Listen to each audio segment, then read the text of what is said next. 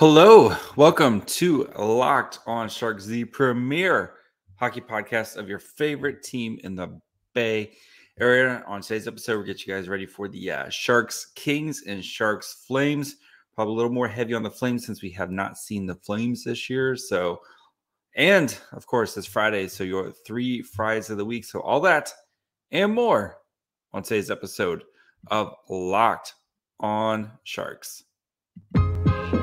You're Locked on Sharks, your daily podcast on the San Jose Sharks. Part of the Locked On Podcast Network, your team every day.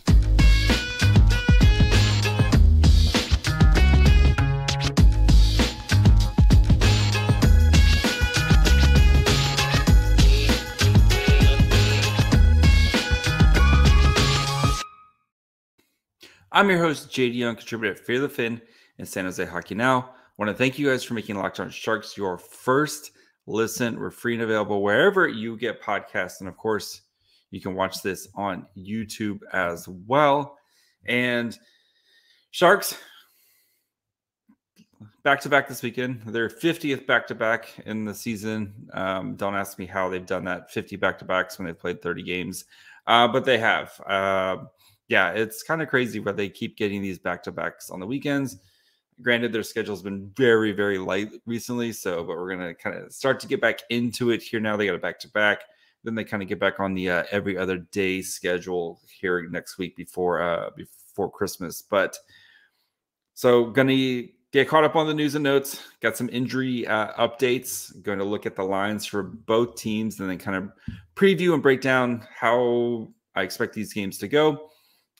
This Calgary game is really actually both very, very interesting games, but really, really intrigued to see Calgary this season since we haven't gotten a chance to see them yet. But let's get caught up on kind of the news and notes and what's going on with the Sharks.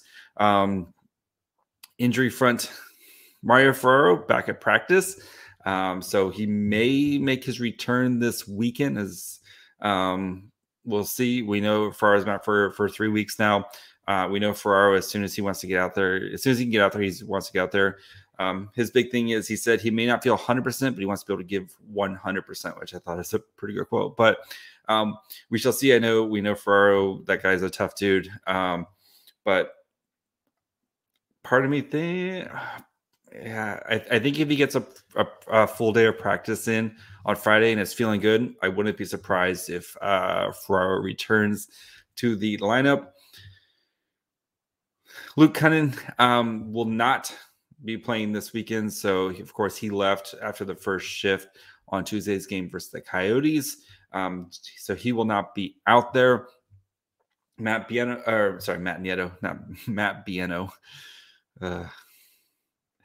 Matt Nieto sounds like he's getting close. Hasn't really started practicing kind of fully yet, but it sounds like he's getting close. So we will see what they do this weekend, especially with the Barracuda being kind of on the road. They're going to be in Colorado this weekend, so it's not an easy call up to get them down. I mean, it's easy to fly from Colorado to LA, where the Sharks will be for Saturday, but it sounds like they're just going to kind of make do with what they have between CJ Seuss, Svechnikov, Noah Gregor. They'll kind of patch together the lines right now. It'll be interesting if they put Luke Cunnin on IR. I assume if Cunnin goes on IR, Mario Ferraro is basically going to kind of take his spot on the roster. So we'll see kind of what happens with those guys. But yeah, probably going to be very much the same lines as we've seen recently. One, they just don't have really a lot of bodies. And two, the lines have been, they've won their last 2 games. Granted, they were against the Ducks and the Coyotes, but they've won their last 2 games. So I wouldn't expect too much of a change. It might be, again, where guys kind of slide in. Barabanov, we will see. It sounds like he's trending towards playing this weekend as well. So getting him back on that second line with Couture and Benino be a big boon for that line. We know how well, we've talked about plenty of times, how well that Couture Barabanov duo works together. And whoever's playing with him seems to be cashing in on all the goals. So expect another Nick Bonino goal this week, or at least 2 right this weekend. So let's get into the lines for the Kings and then the Flames. So yeah, we'll get into do the lines, then we'll kind of do the preview for each team. Probably spend, like I said, spend a little bit more time on the Flames just because we just saw the Kings a couple weeks ago, right after Thanksgiving. But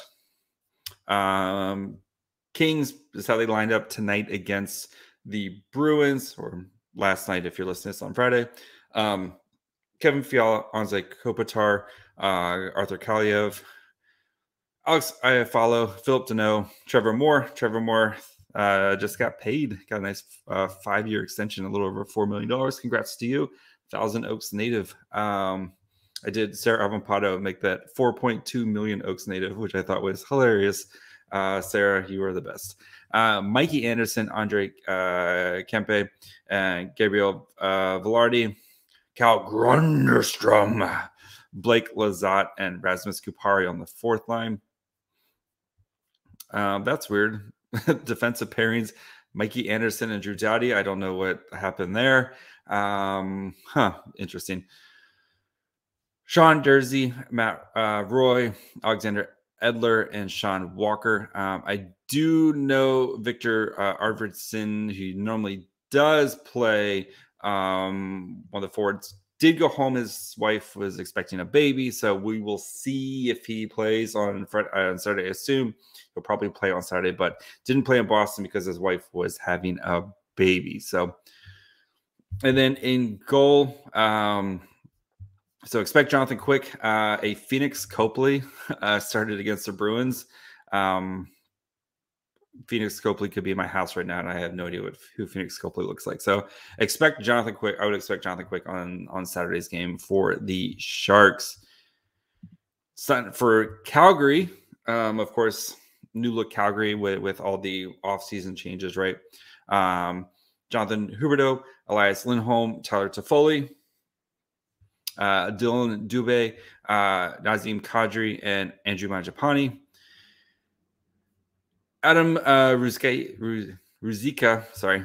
Mikael Backlund, Blake Coleman, Trevor Lewis, Radim Zahorna, and Brett Ritchie. On the blue line, Noah Hannafin, Rasmus Anderson, Nikita Zadorov, Mackenzie Weegar, Connor McKay, and Michael Stone. And then, of course, in net, Jacob Markstrom and Daniel Villard. I know Markstrom played last, but the Flames do play on Friday, so we'll see how the goalie tandems go. Markstrom does get kind of the bulk of the work there. So, yeah, so let's get into, we're going to dig into kind of how these teams are made up, kind of where their positions and rankings, and how these the Sharks compare to each team. But before we do that, do need to take a quick break and talk to you guys about a very important message, especially this time of year, from the National Highway Transit. So right now, especially going out, holiday parties, you go out to the bar, after work, hang out with some friends, all that stuff, have a couple drinks, a few comes too many, evening comes in and people start heading out, and you think about calling for a ride. You're like, nah, it's cool. I live nearby. You can make it home. It's okay. It's no big deal. What are the odds that you'll get pulled over anyway, right? It's just right around the block. Even so, what's the worst that could happen? Your insurance goes up. You lose your job. You lose your license. You total your car. You kill somebody. Everyone knows the risks of drunk driving, but the results are often tragic and often deadly. And however, that doesn't stop people from getting behind the wheel under the influence. That's why police officers are out there right now looking for impaired drivers on our roads to save lives. So if you think you're okay to drive after a few drinks, think again. Play it safe, plan ahead, get a ride. There's plenty of ride shares, friends. It only takes one mistake to change your life or someone else's forever. Drive sober or get pulled over. All right, awkward transition out of that. Look at how kind of these teams match up. Of course, we'll start with the Kings, and then we'll get into the Flames. The Kings, we saw them. They're offensively kind of up there among the league leaders. Their defense is pretty solid, but they've continually been let down by their goaltending. Kind of the Sharks, but with better defense, right? That's kind of where the Kings are at right now. 5-on-5 goals for. Kings ranked 13th. The Sharks ranked 11th. 5-on-5 expected goals for. Kings ranked 14th. Sharks ranked 20th. So the Sharks are doing a better job of kind of capitalizing on their goal opportunities. 5-on-5 Corsi for. So shot attempts, right? Kings ranked 8th. Sharks ranked 23rd. So the Kings, they do get a lot of shots off. Power play goals. Kings ranked 11th. Sharks ranked 16th. That's the raw kind of counting goals. Finishing, Kings ranked 6th, the Sharks 16th. So again, Sharks, the Kings offense is really good, right? 5-on-5 expected goals against. Defense is kind of taking a little bit of a tumble here since we last saw them. Really, really rough road trip for them. They got shut out twice on this East Coast road trip they were on, getting shut out by Toronto and then also getting shut out by the Sabres. 5-on-5 expected goals against. Kings ranked 7th, Sharks ranked 13th. So we're seeing the Sharks kind of defense starting to put things together a little bit. 5-on-5 Corsi against. Kings ranked 14th, Sharks ranked 20th. So Kings are doing a pretty good job of kind of league average of keeping the shot attempts down. PK goals against. Shark ranked 2nd. Kings ranked 31st. So their PK has been abysmal. Then goaltending, the Sharks actually have an advantage, ranking 28th to the Kings 32nd. We talked, Kyle and I talked about yesterday about how trading for James Reimer makes a lot of sense for the Kings. And I would not be surprised if the Kings are very active at the trade deadline to try to find a goalie to shore up, and either number one goalie or somebody that can go in a tandem with Jonathan Quick. But again, like I kind of talked about the offense, both teams kind of a little frisky offensively. Kings been much better over this season, but we see the Sharks do a good job of producing goals. They're both at 2.7, but that's at 5-on-5. But again, like the Sharks kind of capitalize on their opportunity while the Kings is much more sustainable creating offense, right? Goaltending or goaltending defense. Again, both these teams' goaltending has been abysmal. The Sharks' penalty kill continues to be really, really good, but we've seen a little bit of cracks there. Hopefully, with James Reimer back, James Reimer has done a really good job of kind of helping to mask some of the issues on the penalty kill. We saw when James Reimer was gone, the penalty kill started to kind of dip. So we'll see with James Reimer back, he can kind of help bring the penalty kill back up to where it's been for most of this season. Expected goals allowed. Again, Sharks 2.6, Kings at 2.4. So it's pretty close. But again, their goaltending has been abysmal this season. Play driving, like I mentioned, the Kings do a much better job at kind of producing shots, right? Corsi for expected goals for. They're in the top 10 in both those departments, while the Sharks are in the bottom 10 in those departments. But again, the Sharks, we know with the Sharks, their offense is much more quality over quantity. They do a good job of creating high danger chances, just not producing a lot of shots. So when they do take a shot, it's usually a high quality shot. They're just don't shoot as much as other teams, and they also give up a lot of shots, right, for the Sharks. So that's kind of how they look.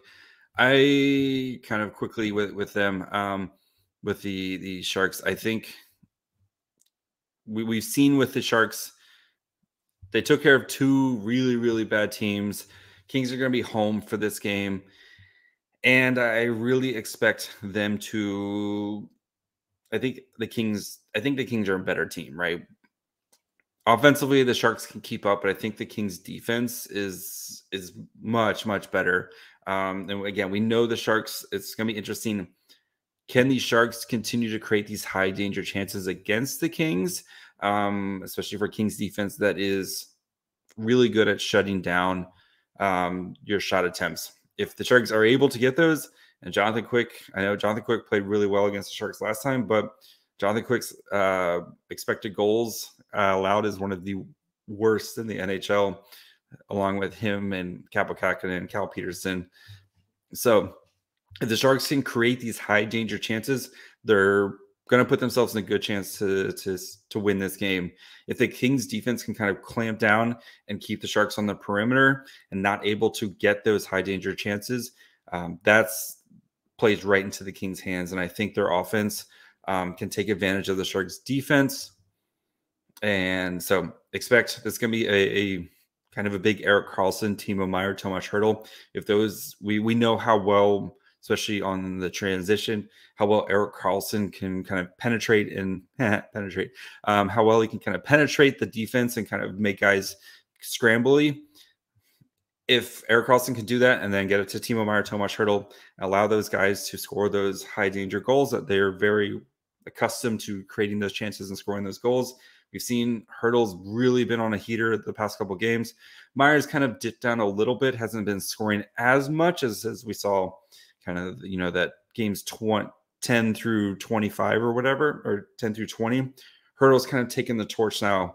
So if Hertl can keep scoring, Erik Karlsson can continue to create havoc, create those high danger chances. That's where the Sharks are going to win. Reimer can kind of shake off the rest a little bit more. The Coyotes didn't create a lot of high danger chances, but they did score 2 high danger goals. Both their goals were high danger goals. Combination of Reimer just not playing in 7 games, plus the Sharks defense kind of collapsing at key moments. So that's kind of always been the game for the Sharks, right? Can you create enough high danger chances, and can your defense hold on enough, or James Reimer bail you out? So I think this game ends up a Kings win. I just think they're a better team. I think it's going to be a competitive game. Give me 5-3 Kings. We'll say 4-3, and then the Kings score an empty netter to ice it. But I think it's going to be a really fun, competitive game, especially on a Saturday night. The Kings are going to be the first game home. So, and if Mario Ferraro is back and he's showing a little bit of rust, that could be an issue for the Sharks too. I know practicing and playing are 2 different things, and usually might take a game or 2 to get back, especially because Ferraro's been basically out the same amount of time that Reimer has. They were both kind of hurt around the same, I think, right around that Thanksgiving break. So yes, I got the Kings winning this game 5-3. Give me a Hertl goal and a Nick Bonino goal, because Nick Bonino only scores goals. And then before we get into the Flames, and of course, it's Friday, so you have 3 fries of the week.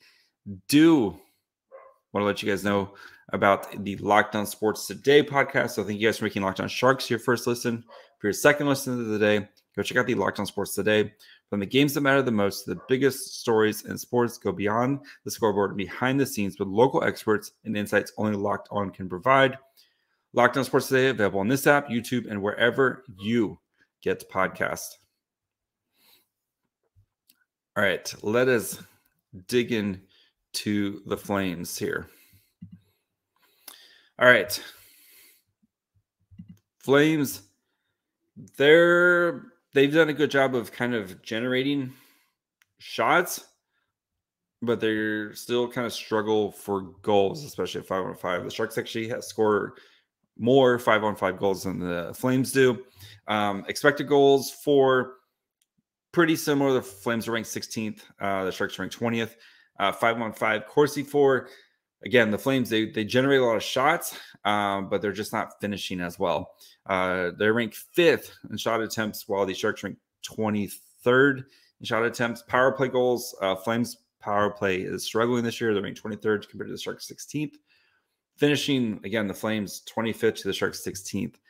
5-on-5 expected goals against, so 19-29 in favor of the Flames. But here, this is kind of a weird thing with the Flames. Their goaltending has been their issue. Like, their defense is really, really good. 5-on-5 expected goals against, they rank 6th. 5-on-5 goals against, rank 6th. PK goals against, 6th. But Sharks advantage on the penalty kill still, but Flames easily have advantage there. But goaltending ranked 19th compared to the Sharks 28th. So Markstrom really hasn't had the kind of that consistency that we usually see from him. He's Last year he was amazing. This year just hasn't really kind of been the same guy. Looking at his numbers, Markstrom 281 goals against, 897 save percentage. So that's just not what we see from Markstrom, especially with how much he plays. He's 8-7-4 record, but Markstrom's usually kind of among the league leaders in those, especially those kind of counting stats. Dan Vladard, 5-4-2, 281 goals against, 905 save percentage. So a little bit better on the save percentage there. But again, for how the Flames, we know Sutter want to play big boy defensive hockey, and they're playing the defensive hockey, but the goaltending just hasn't really kind of been there for them, right? So offensively, like I said, Flames, they do a great job of creating shots, but they haven't really been finishing as well as you would expect, right? Sharks at 2.7 goals for compared to the Flames 2.4, and then that's at 5-on-5 actual, like, kind of all situations. Like the Sharks ranked sorry, wrong page. Sharks are at 3.07 goals per game, while the Flames are 2.97. The Sharks, of course, give up way more goals at 3.52 compared to the Flames 3 on the dot. Penalty kill wise, both these penalty kills are really good.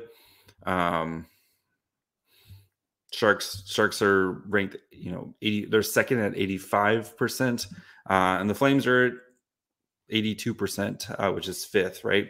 So both very good penalty kills.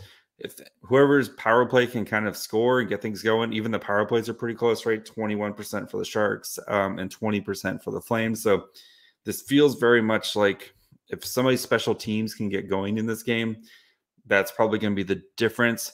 The Sharks, again, it's going to be they're going to have the quality chances, and especially if Markstrom's playing and the way he's been struggling this year, that's going to be the road for these Sharks to victory here. Play driving, again, the Flames, they do a great job of creating chances. They're Corsi for 54%, expected goals for 53%. Sharks expected goals for is at 50%. Corsi for 49. So Kaapo Kähkönen is expected to start this game. I have a feeling he's going to be kind of facing an onslaught in this game, especially when it comes to the defense.